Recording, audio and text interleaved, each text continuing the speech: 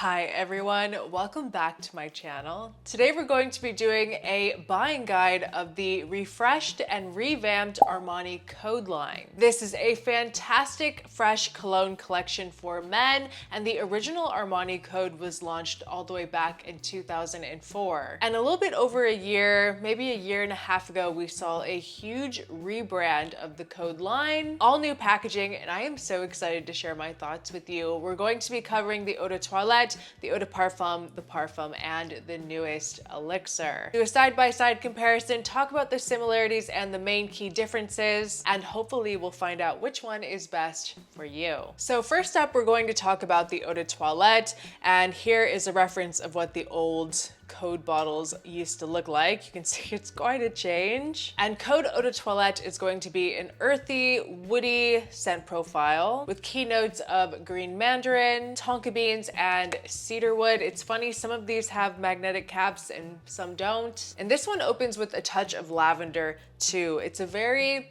airy and breezy type of scent, a hint blue, but you get a lot of ambroxan mixed into the Code DNA. Has this kind of cooling, almost minty green effect, maybe coming from like geranium or that lavender note, mixed with this very juicy and tart green mandarin. But it's not overly bright. It does have a lot of warmth to the scent as well. It's warm with a bit of sweetness from those tonka beans. I like how the greenness in this scent comes off more minty, bright, versus being dampy earth, like a patchouli type of greenness. It's very pleasant. Office scent would be a nice, very safe signature. Maybe not the most interesting or unique thing on the planet, but totally safe. And I have to say, this one does pack a bit of a punch for an Eau de Toilette. It doesn't really change too much as it dries. You will find that it becomes a little bit soapy, but overall, it's a very linear, happy, and versatile scent. So moving up in concentration, we have the Code Eau de Parfum. This is a very different scent, and it introduces a lot of spice. I love this one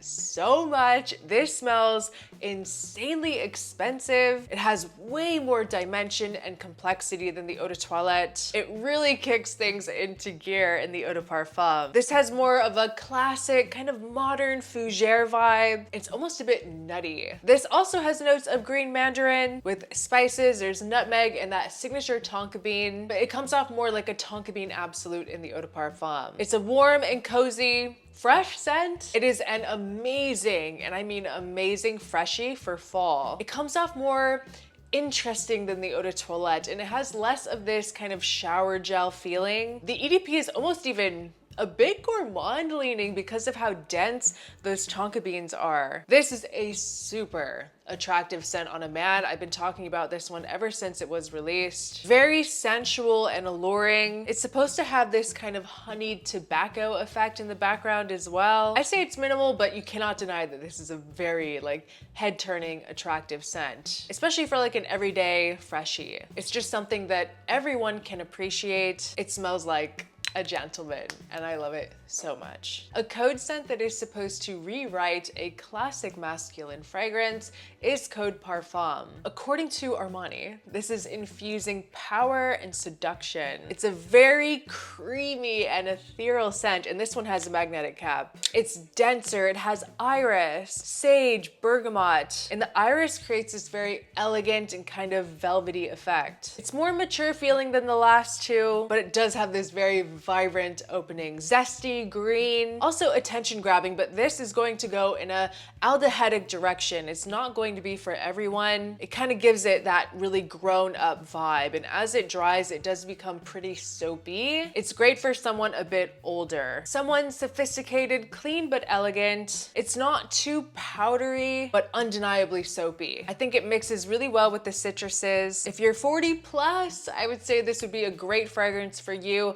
but I really have a hard time thinking that anyone under the age of 30 is going to really appreciate this. I think that if you're a younger person, you would like the Eau de Parfum or the Eau de Toilette more. Might be a bit underwhelming for a younger crowd, but it's still really well done. So that leaves us with their latest release, Code Elixir. And this is a 2025 release that really rocked my world. Very bold, very concentrated, and very, very sexy. This is the darkest and most unique and different code. Takes a very far step away from that kind of fresh and clean DNA. Code Elixir really focuses around the note of leather. And in my opinion, since its release, which was not that long ago, it has instantly became one of the best designer leather scents. Easily, this still has that green mandarin with the leather and this kind of boozy liqueur accord. The way that they list the tonka beans in here is grilled tonka beans. If you haven't noticed already, the tonka beans and that mandarin are really signatures of the code DNA. You guys are not ready for how good this one is. It's so vibrant and energetic and ungodly attractive. It's a smoky but clean leather that balances perfectly with this deep, rich, kind of sappy, resinous tonka beans. It's aromatic, memorable, perfect if you like booze in your scents too. It's like a boozy vanilla with leather. Phenomenal. And the best part is that it's not a challenging leather whatsoever. It's something appealing, but ultra masculine. I think that it is a fall and winter absolute must-have if you like the note of leather. I just can't get enough of this. As a woman smelling it, it is incredible. It like makes my mouth water. It's insane. It's balsamic and rich. I love this sweetness. One of the best designer releases of the year, hands down, no competition. If you have not at least smelled this, you need to. Get out to your local department store, get your nose on this. I do think that all of the scents in the code line are very good, but my two favorites are going to be the Eau de Parfum and the Elixir by far. Elixir for the nighttime, the Eau de Parfum for the daytime. There's just something about this Elixir that is so impactful. They really did an amazing job on this revamp of the line. Forever iconic. I hope this video helped you guys decide which ones to try. But yeah, guys, that was just my buying guide of the Armani code line in a side-by-side comparison.